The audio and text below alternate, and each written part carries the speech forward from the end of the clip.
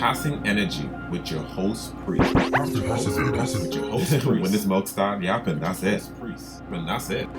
Prepare to be enlightened and entertained. When that's it. Once again, these new age pastors are making their rounds on the internet. I'm so sick of women talking about all he wants is sex. What you thought we was here for? A man does not want sex, a man needs sex. The thing is, if you put a worm in the water, if you put a hook in the water, you don't put no worm on it, you don't get no fish. Come on. And you gotta put on y'all breasts, booties, thighs, lips. That's the worm on the hook. The first thing we see when you see you, ain't no man in history ever saw a woman across the room and said, oh my God, her heart is sparkling. Every man is attracted to a woman sexually. Uh-oh. It's your job to show him that it's more to you than what's on the hook. It's your job to show him that you got something in between your ears. It's your job to show him that you're not as easy like everybody else. Apparently, this pastor, I don't know where the hell his name is or who he is or where he's from, he is giving a sermon about how men need sex. Not one sex, they need sex. And women can go on a hiatus, men can't. He said basically everything a guy would say if they were in a sporting lounge talking to their boys, basically. I don't understand this whole new way of preaching. I don't get it. Why is the church in the bedroom? Why is the church coming down to a worldly view? I have a lot to say about this, and this is going to be a podcast, so guys, make sure you follow my YouTube.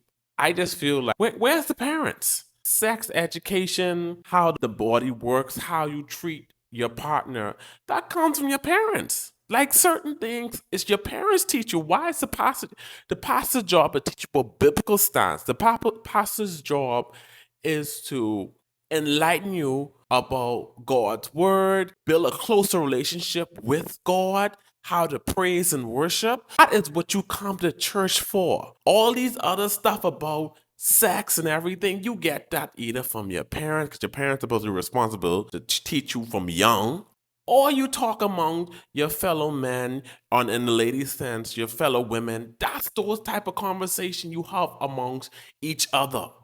But not the church. I don't come to church to hear about breast, thighs, sperm, how much sperm in the balls. Per 1 milliliter of sperm is between 50 and 200 million sperm cells in 1 milliliter.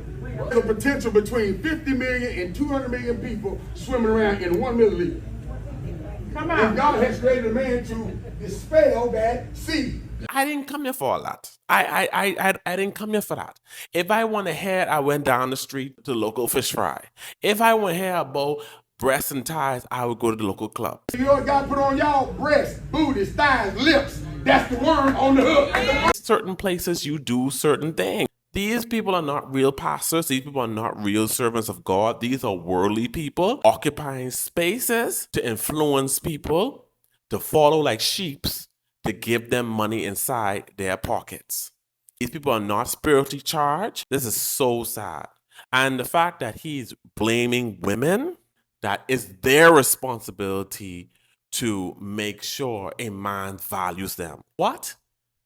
It's a woman's job to make sure a man values her. Not the fact that that's something as parents, you train your son to respect a woman. A woman shouldn't train a man to respect her. That's already been in a man. I do agree that as men, we are sexually charged. We are very on. We have a part in our body that's always on the run. I do agree with that part. We can't expect someone else to teach us how to control our hunger. That's like when you hungry, you eat a lot. Like this pastor eat more than clearly seeing how big he is. He eat a lot. You have to develop self-control. If you just keep eating, you're going to get fat. So just because we have a craving doesn't mean that, Lord, I had to look in the mirror when I say this part, because Lord knows I ain't no saint. But yeah, you have to control your hunger, your lust. You have to control that because it's consequences to these type of things. Through STDs, emotional damage, get caught up in a whole love triangle with different people. It's just a lot. I just feel like, and y'all might call me a prude. I'm sure his congregation probably will come after me, or people who probably are fans of this type of conversation. That's good for you.